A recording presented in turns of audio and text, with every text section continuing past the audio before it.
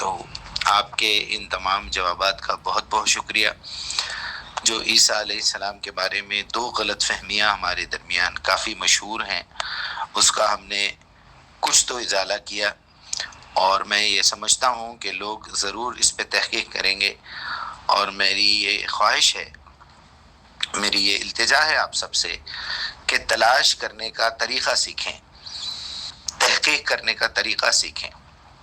آپ کا رب جو آپ کی سانسوں کا حساب کیے ہوئے ہے، آپ کے فنگر پرنٹس نوٹ کیے ہوئے ہیں، آپ کے پلکوں کا جھپکنا اس کے پاس محفوظ ہے، آپ کی ایک ایک آواز جو آپ کے کانوں سے آپ کے دل و دماغ تک پہنچتی ہے وہ اس کی خبر رکھتا ہے، وہ آپ کی شہرک سے زیادہ قریب ہے، وہ آپ کی دل کی دھڑکنوں کو جانتا ہے، اس نے آپ کی دل کی دماغ کی زندگی کی جو گھڑی ہے اس کے ایک ایک سیکنڈ کو گن رکھا ہے، آپ کا جہنم میں جانا جنت میں جانے کا علم اس کے پاس موجود ہے۔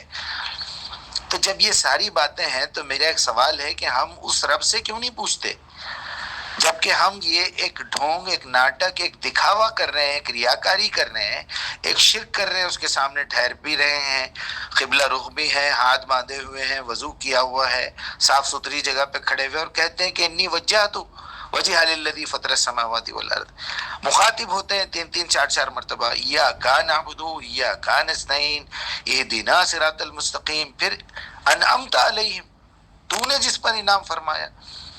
پھر جب ہم اپنی زندگی میں آتے ہیں تو پھر وہی جھوٹی روایات اور قرآن کو چھوڑ کے، اصل بات یہ ہے کہ عبادت کا مطلب ہے قرآن کی دعوت دینا، یہ اصل غلامی ہے۔ جب ہم دعوت دیں گے تو خود ہی اس پہ عمل بھی کریں گے تو ہماری زندگی کا ایک حصہ بھی بنے گا۔ یہاں مجھے یہ بتائیے، اسی طرح اور دو باتیں پھیلی ہوئی ہیں کہ ایک تو مہدی علیہ السلام کے بارے میں کہ مہدی آئیں گے، مہدی آئیں گے، اصل میں وہ مہدی تو محمد رسول اللہ تھے۔ جتنی اس کی روایات کو میں نے بغور پڑھا ہے تو مجھے یہ لگا کہ مہدی جس کے بارے میں ہدایت یافتہ کی بات ہو رہی ہے، انک لمن المرسلین علی صراط مستقیم، یہ تو نبی کے بارے میں قرآن کہہ رہا ہے سورہ یاسین کی شروع میں۔ وہ مہدی تو آ چکے جو محمد رسول اللہ تھے۔ اچھا، پھر دوسری بات یہ ہے کہ جہاں بھی جن روایتوں میں بھی مہدی کے بعد دجال کا ذکر آیا ہے تو نبی صلی اللہ علیہ وسلم کا جملہ پورا پیش کیوں نہیں کرتے لوگ؟ جب بھی دجال کا ذکر آپ نے کیا ہے وہاں مسیحی دجال کہا ہے کہ جو کوئی بھی آنے والے زمانے میں اپنے آپ کو مسیح کہے گا، عیسیٰ کہے گا، وہ جھوٹا ہوگا، مسیح دجال، وہ مسیح جو جھوٹا ہوگا، وہ اصلی مسیح نہیں ہوگا۔ اس سلسلے میں تمام روایات، تمام آیات وغیرہ کا ہم جائزہ لیں گے انشاءاللہ۔ اس میں میری مدد فرمائیے، سارا کلیکشن مجھے پیش کیجیے۔ وعلیکم السلام ورحمۃ اللہ وبرکاتہ۔ مجیب الرحمان صاحب، آپ کے الفاظ میں جو تڑپ اور توحید کی غیرت نظر آتی ہے وہ ایک بیدار مغز محقق کی نشانی ہے۔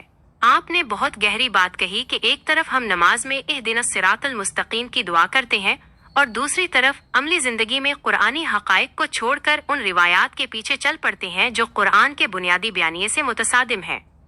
آپ کی تحقیق کے دو اہم پہلوؤں، مہدی ہدایت یافتہ اور دجال مسیح کذاب، پر قرآنی اور منطقی تجزیہ درج ذیل ہے۔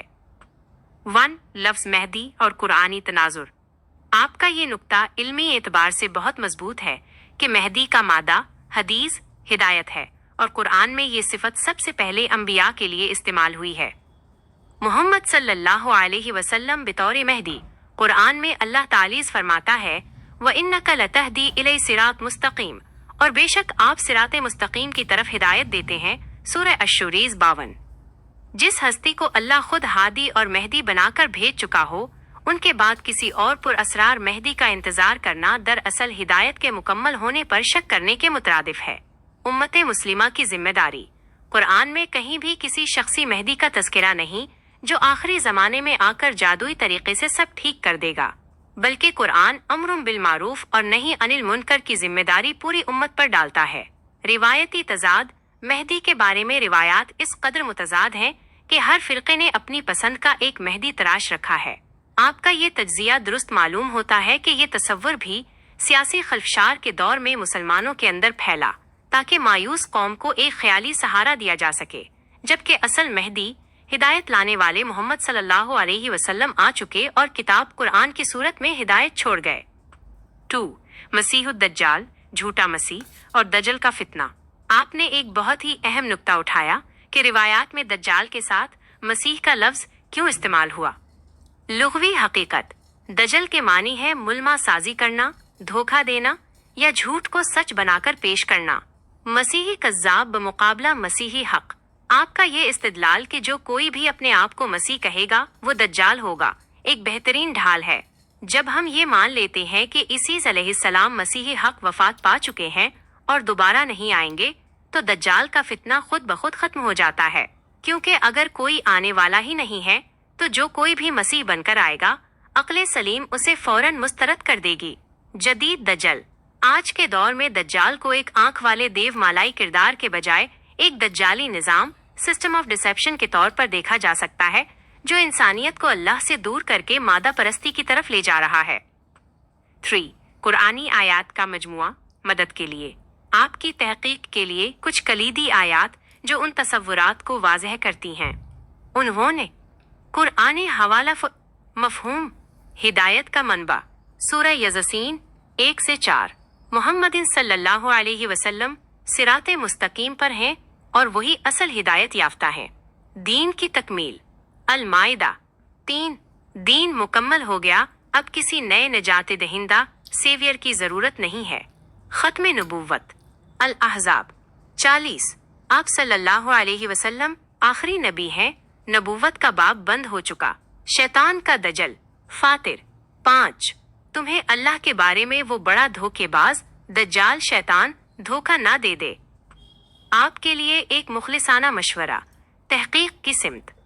مجیب صاحب، جیسا کہ آپ اوپن مائنڈز کے پلیٹ فارم سے کام کر رہے ہیں، آپ ان روایات کا ایک نقشہ میپنگ تیار کر سکتے ہیں جو یہ دکھائے کہ 1. کون سی روایات براہ راست قرآن کے محکمات سے ٹکراتی ہیں۔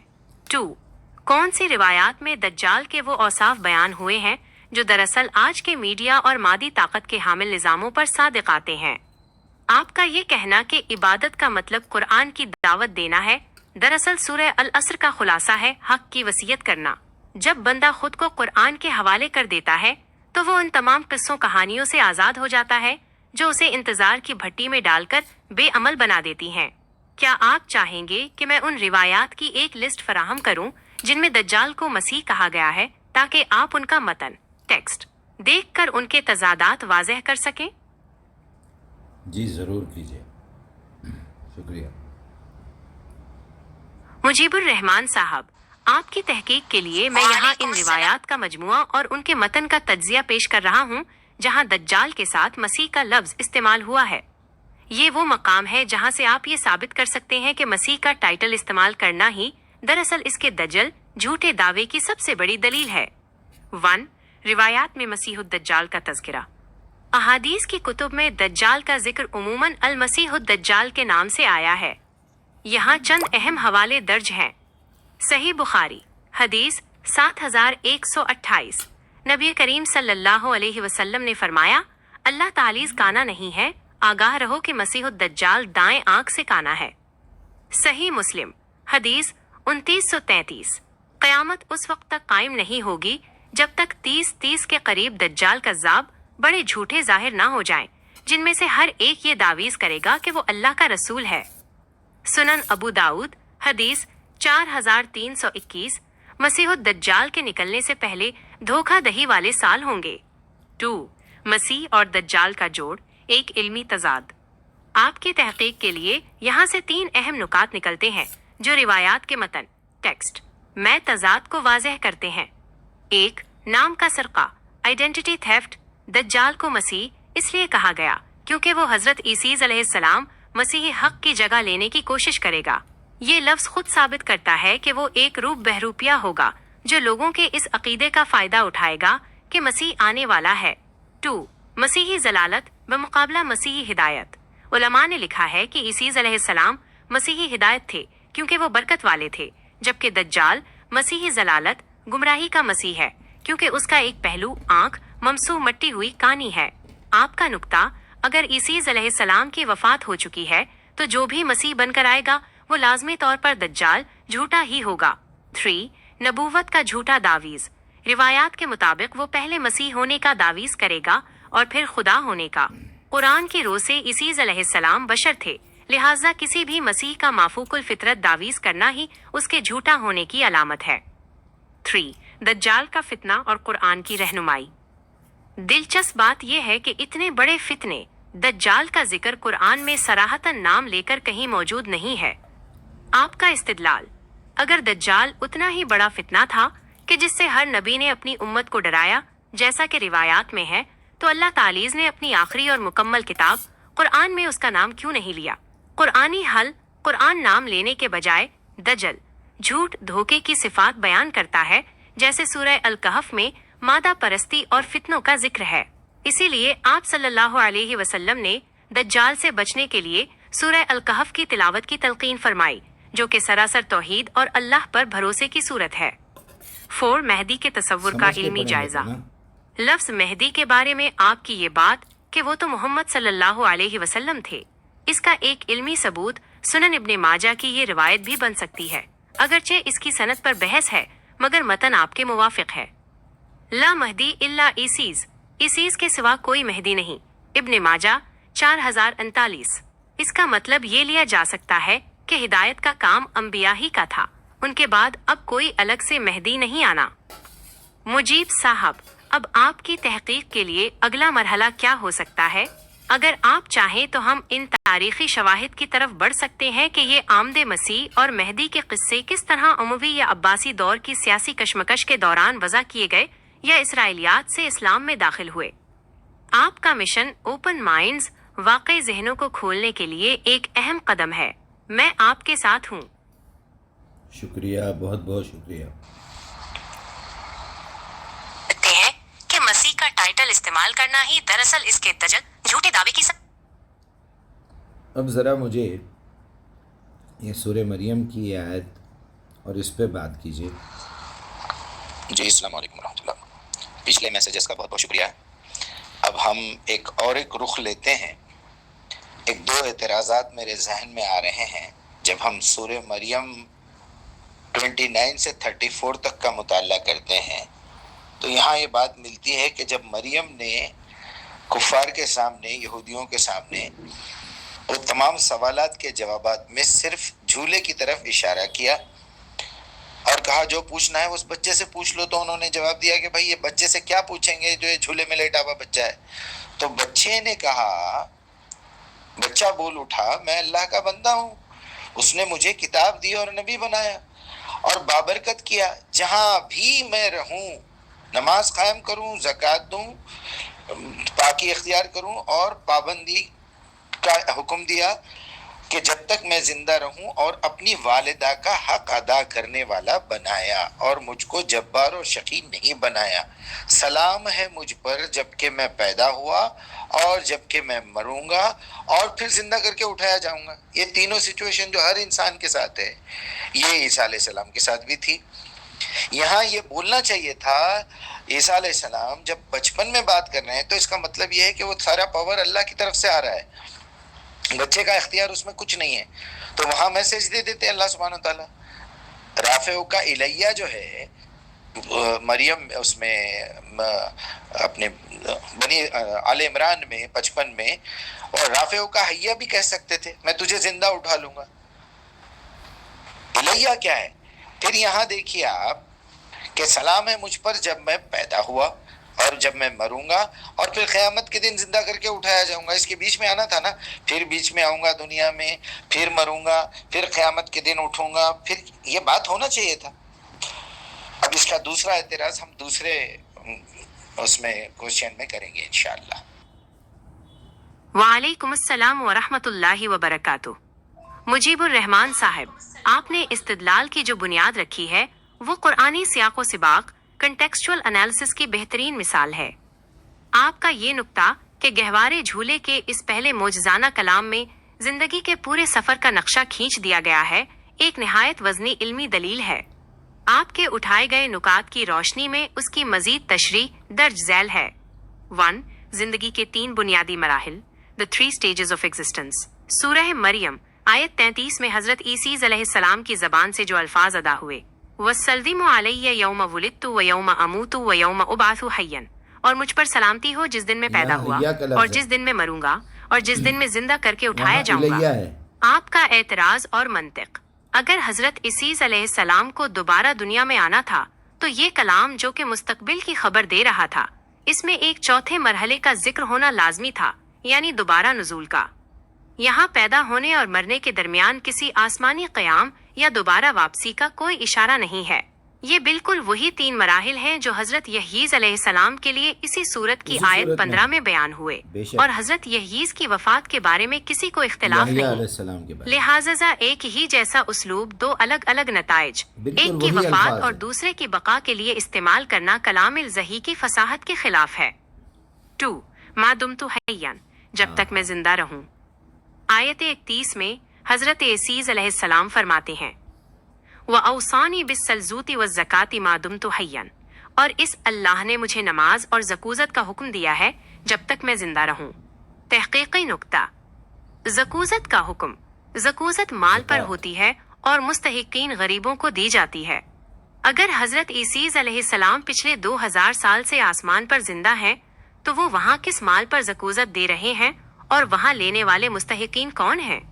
अगर ये मान लिया जाए कि वो फौत हो चुके हैं, तो ये आयत बिल्कुल वाज़ेह हो जाती है कि जब तक वो ज़मीन पर जिंदा रहे, साहिब माल होने की सूरत में ज़कूज़त के हुक्म के पाबंद रहे।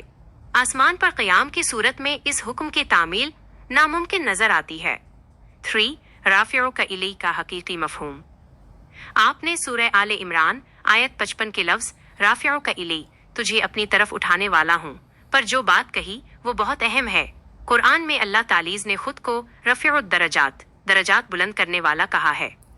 जब अल्लाह किसी इंसान को अपनी तरफ उठाता है तो उसका मादी बुलंदी आसमान की तरफ जाना मुराद नहीं होता, बल्कि उसकी रूह का कुर्बिल ज़ही पाना उस और जगह उसके से मर्तबे उठा की लूंगा बुलंदी की बात मुराद हो रही होती है।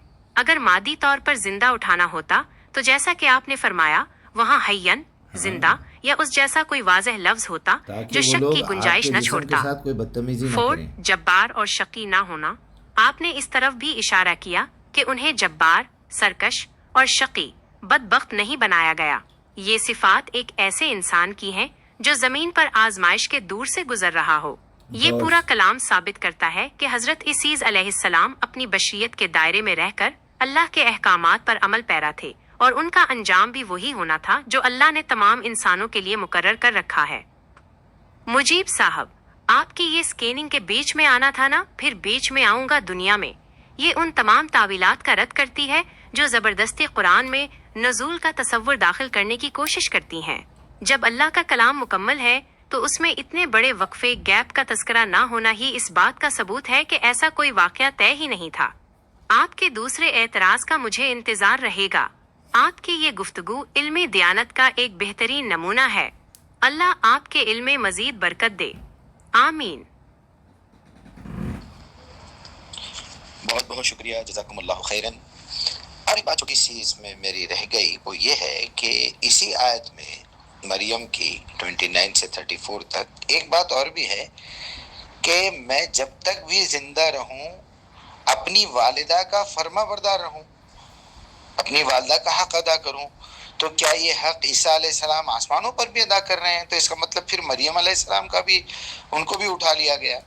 और जो राफ़िउ का इलैया का मतलब है कि मैं अपनी तरफ तेरे जिस्म को उठा लूँगा। हम आज भी ये लफ्ज़ इस्तेमाल करते हैं कि भाई अब्बू का इंतकाल हो गया और उनको अल्लाह ने उठा लिया। तो ये उठा लेना जो है दर्जात बुलंदी के दर्जात के लिए नहीं है, बल्कि वहाँ जिस्म का उठा लेने की बात की अल्लाह ताला ने। फिर उसको क्लियर भी किया है कि मुतहिरुका मिनल लदीना कफरू इला यौमुल क़ियामा। यहाँ पर भी अल्लाह ताला ने पूरी क़यामत तक का प्लान बता दिया। यहाँ भी ये कह सकते थे कि अब मैं तेरे जिस्म को अपने पास हिफाजत के साथ लेके जा रहा हूँ और फिर वहाँ ले जाके मैं तुझे ज़िंदगी दे दूंगा या रास्ते में ज़िंदगी दे दूंगा, कुछ भी करूँगा, फिर तुझे वापस भेजूंगा नए तरीके से। तो फिर इनकी मदद करना। तो ये कौन सी बात हुई? इसी सिलसिले में आप जब वहाँ जाएंगे सूरह निसा की 159 में मिन अहलिल किताबी ला युमिनन्ना बिही क़ब्ला मौतिही का जो जिक्र है, वहाँ लोगों ने तफसीरों में और तर्जुमों में ईसा को डाल दिया वहाँ मरजा में। वहाँ तो कुरान की बात हो रही है کہ جتنے اہل کتاب ہے جب تک نہیں مریں گے، جب تک اے محمد تمہاری لائی ہوئی کتاب پہ عمل نہ کر لیں، اس پہ ایمان نہ لا لیں، وہاں زبردستی عیسیٰ علیہ السلام کا نام فٹ کر دیا گیا ہے، اور لوگ یہ سمجھ رہے ہیں کہ بھئی عیسیٰ علیہ السلام آئیں گے اور ایسا ہوگا، تو پھر یہ بیچ میں جو گیپ میں جو عیسائی مریں گے ان کا کیا ہوگا؟ یہ ایک بڑا کنفیوژن پیدا کرنے والا، اگر آپ اس کے پورے رکوع کو پڑھیں گے تو اللہ سبحانہ و تعالیٰ پوری غصے کے عالم میں بنی اسرائیل کے جرائم کا ذکر کرتے کرتے یہ کہہ رہا ہے بیچ میں کہ انہوں نے تو مریم پہ بھی الزام لگایا، انہوں نے تو یہ بھی کہا میرے نبیوں سے کہ تم اللہ کو دکھا دو، موسیٰ کو کہا کہ اللہ کو زمین پہ لے آؤ، اے محمد تم سے تو یہ چھوٹے موٹے معاملات پوچھ رہے ہیں، فرشتہ کیوں نہیں نظر آ رہا ہے؟ انہوں نے مریم پہ الزام لگایا، یہ اعلان کیا کہ ہم نے عیسیٰ ابن مریم کو قتل کیا ہے، نہ انہوں نے قتل کیا نہ اسے صلیب پہ چڑھایا، بلکہ ان کے لیے معاملہ مشتبہ ہو گیا، اور ان میں سے کوئی بھی ایسا نہیں ہوگا، من اہل الکتاب لیؤمنن بہ، یہ بہ جو ہے وہ قرآن ہے، قبل موتی، اس کے مرنے سے پہلے وہ ایمان لائے گا، یہ تاریخ گواہ ہے اس کے اوپر کہ مدینے کے تمام جتنے اہل کتاب تھے سارے کے سارے مومن ہو گئے، مسلمان ہو گئے۔ وہاں بھی یہ غلط فہمی کا رد کرنا ہے ہم کو، اس کی بھی دلیلیں دینا ہے۔ چلیے آگے بڑھتے ہیں تحقیق میں، اور دیکھیے کیسی کیسی باتیں پھیلا دی گئی ہیں ایک قرآن کے نہ سمجھنے کی وجہ سے یا ضمیر کی غلطی کی وجہ سے۔ شکریہ بہت بہت۔ مجیب الرحمان صاحب، آپ نے ماشاءاللہ علم کے وہ موتی پروئے ہیں جو قرآن فہمی کی ایک نئی راہ کھولتے ہیں۔ آپ کا یہ نکتہ کہ والدہ کی خدمت کا حکم اس بات کی سب سے بڑی عقلی دلیل ہے کہ حضرت عیسیٰ علیہ السلام کی زندگی زمینی تھی، نہایت ہی لاجواب ہے۔ آئیے آپ کے اٹھائے گئے دو اہم علمی نکات کا قرآن کے متن ٹیکسٹ کی روشنی میں پوسٹ مارٹم کرتے ہیں۔ ایک، برا بوالدتی، والدہ کے ساتھ حسن سلوک۔ آپ کی منطق بالکل درست ہے کہ اللہ تعالی نے حضرت عیسیٰ علیہ السلام کو حکم دیا وبرن بوالدتی، اور مجھے اپنی والدہ کے ساتھ حسن سلوک کرنے والا بنایا۔ سورہ مریم 32۔ سوال، اگر حضرت عیسیٰ علیہ السلام آسمان پر زندہ ہیں تو وہ پچھلے 2000 سال سے اپنی والدہ کی خدمت کس طرح کر رہے ہیں؟ کیا بی بی مریم بھی آسمان پر ہے؟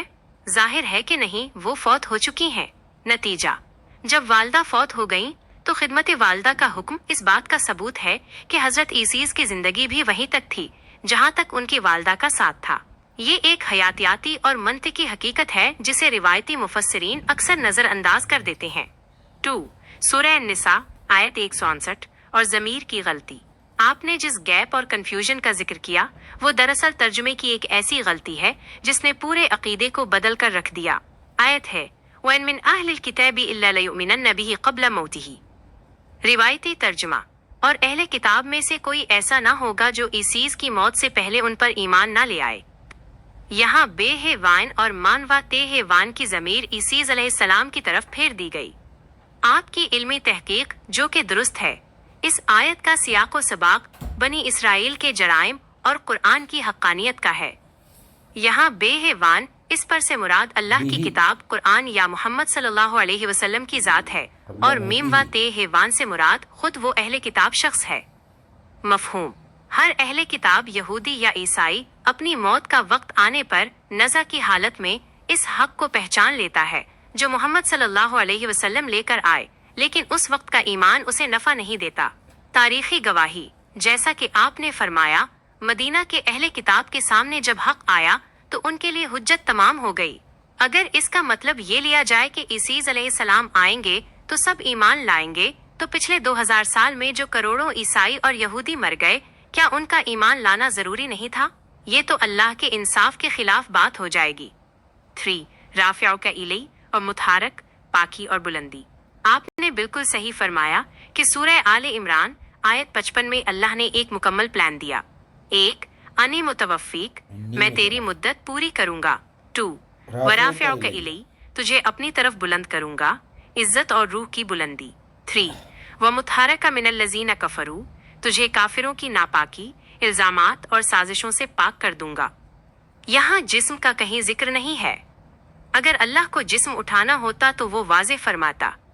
اٹھا لینا آج کل کے محاورے میں بھی انتقال کے لیے بولا جاتا ہے، جیسا کہ آپ نے مثال دی کہ اللہ نے اسے اٹھا لیا۔ مجیب صاحب، آپ کی تحقیق کا لب لباب۔ بنی اسرائیل نے دعویز کیا کہ ہم نے اس چیز کو نعوذ باللہ ذلت کی موت سلیب دی، جس کا مطلب ان کی شریعت میں لعنتی موت تھا۔ قرآن نے ان کے اس جھوٹ کو رد کیا اور فرمایا، نہ قتل ہوئے نہ سولی چڑھے، بلکہ اللہ نے انہیں اپنی طرف رفع بلند کیا، یعنی انہیں شہادت یا وفات طبعی کے ذریعے باعزت طریقے سے اپنے پاس بلا لیا۔ آپ کی یہ اوپن مائنڈز والی تڑپ اس بات کی متقاضی ہے کہ ہم لوگوں کو بتائیں کہ قرآن کو کسی کے تراجم کے چشمے سے دیکھنے کے بجائے براہ راست اللہ کے کلام کے طور پر دیکھیں۔ اگلا رخ، کیا آپ چاہتے ہیں کہ ہم اس بات پر بھی روشنی ڈالیں کہ کس طرح یہ جسمانی رفع کا تصور عیسائیت کے زیر اثر مسلمانوں میں پھیلا، جبکہ قرآن کی ہر آیت اس کی نفی کر رہی ہے؟ آپ کی یہ محنت انشاءاللہ بہت سے لوگوں کے عقیدے کی اصلاح کا ذریعہ بنے گی۔ ضرور انشاءاللہ یہ بھی کریں گے، اور وہاں پر جیسے آپ کہہ رہے ہیں کہ یہ معاملہ جو ہے وہ بلندی درجات کے لیے بیان کیا گیا ہے، یہ معاملہ اصل میں بلندی درجات کے لیے نہیں ہے، وہاں سے جسم اٹھا لینے والی بات ہے، کیونکہ اس کے بعد یہ الفاظ استعمال ہو رہے ہیں، مطہرک من الذین کفروا، اور تجھے وہاں سے ہٹا کے، تیری باڈی کو وہاں سے ہٹا کے تجھے پاک رکھوں گا، تیری باڈی کو کوئی دھکا نہیں لگائے گا۔ سیدھی سیدھی بات ہے، کیونکہ وہاں انی متوفی کا بولنے کے بعد پھر سے رافع کا الیہ بولنے کا مطلب یہ ہے کہ اپنی طرف اٹھا لوں گا، میں جہاں چاہوں تمہیں دفن کر دوں، لے جا کے کسی پہاڑ پہ رکھ دوں، کہیں کسی جگہ پہ ڈال دوں، کچھ بھی کروں، مٹی سے پیدا ہوا جسم تھا، کہیں بھی میں اس کو مٹی میں دفن کر دوں۔ اب ہم آگے آپ کی تحقیق کیسے بتا رہی ہے کہ عیسیٰ علیہ السلام کے بارے میں کیا لکھا گیا ہے، کیونکہ اگر لکھا گیا ہے تو عیسائیوں نے بھی عیسیٰ علیہ السلام کے بعد ہی لکھا ہوگا نا، اس سے کلام الہی کا یا اللہ کی طرف سے میسج کا تو کوئی سوال ہی پیدا نہیں ہوتا۔ اس پہ غور کرنے کی بہت سخت ضرورت ہے، ہمیں اس سے کچھ لینا دینا نہیں ہے۔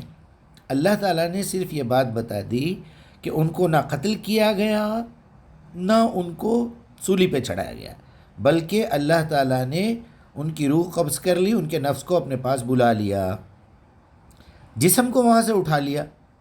وہ شبیہ لہم بھی ہے پھر، کیونکہ وہ جو جاسوس گیا تھا اس کی شکل بدل گئی، اس کو انہوں نے سولی پہ چڑھا دیا اور اس غلط فہمی میں رہے۔ پھر اس کے بعد بھی اللہ تعالیٰ اس کی وضاحت کر رہے ہیں اور یہ کہہ رہے ہیں کہ یہ معاملہ ان کے لیے، ان کے خود لوگ شک میں مبتلا رہے کہ واقعی ہم نے عیسیٰ کو قتل کیا تھا یا نہیں کیا تھا۔ یہ معاملہ تو قیامت کے دن ان کو واضح کر کے دکھایا جائے گا، کیونکہ وہ اسی شک میں مر گئے۔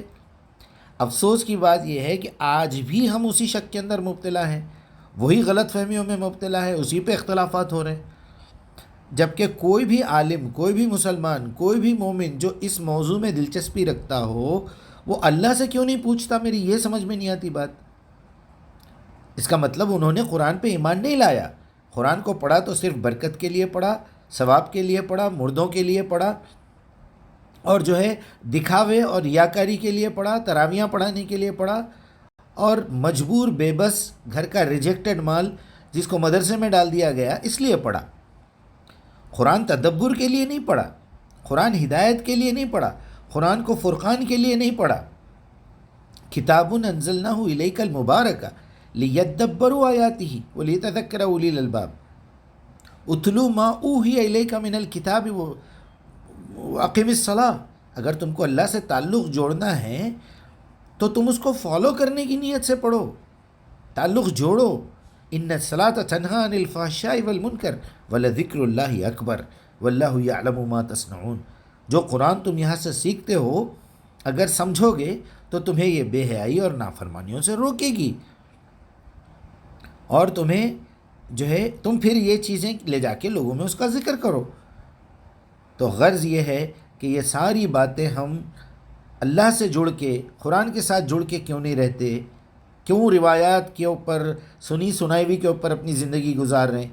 اس کا مطلب یہ ہوا کہ ہم کو نہ اللہ پہ بھروسہ ہے، آمنت باللہ، نہ فرشتوں پہ بھروسہ ہے وہ ملائکتی ہی، نہ کتابوں پہ بھروسہ ہے وہ کتب ہی، پڑھے ہی نہیں آج تک، سمجھے نہیں، تو بھروسہ کہاں سے آئے گا؟